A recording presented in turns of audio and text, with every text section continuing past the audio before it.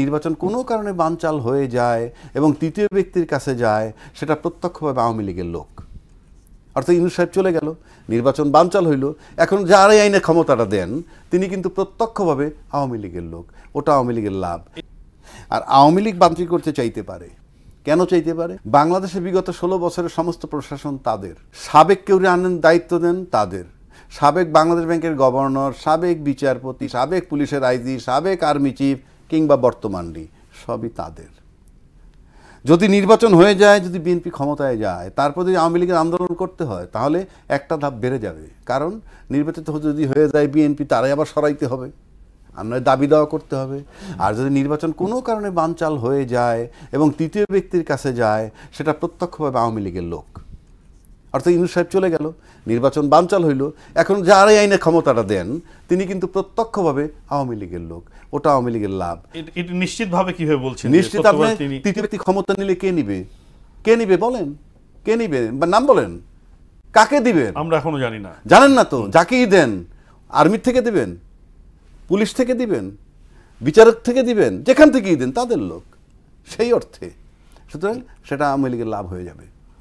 একটা ধাপ কমে গেল, রাজনৈতিক ধাপ। এক বছরে তাহলে প্রশাসনকে ঢেলে সাজানোর যে প্রসঙ্গটা আসলো বা সংস্কার, বর্তমান সরকার কি করলো? আপনি যেটা বলছেন যে আমরা তো এই খবর জানি যে অনেক ক্ষেত্রে সচিবদের পরিবর্তন করা হয়েছে, ডিসিদের পরিবর্তন করা হয়েছে, তারপর আপনি বলছেন যে এসব জায়গায় ফ্যাসিস্টদের লোকই বসে আছে। সেটা আমি আসতেছি। যেই প্রশাসনগুলোর কথা বলতে, জবাবটাও দিবেন আপনি, না না, আলোচনা আছে।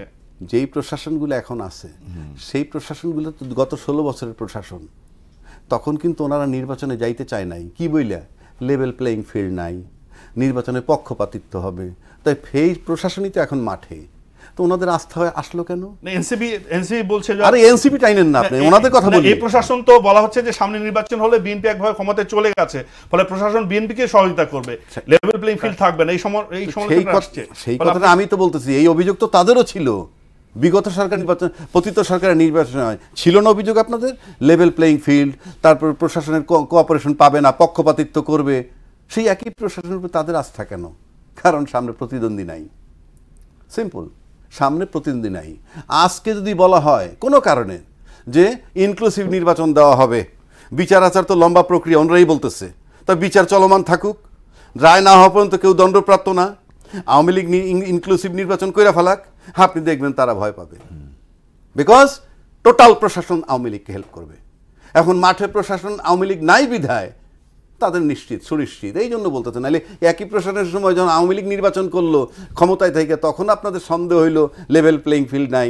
সেই প্রশাসন এখন আপনাদের তো আস্থা কেন? কারণ প্রতিদ্বন্দ্বী নাই।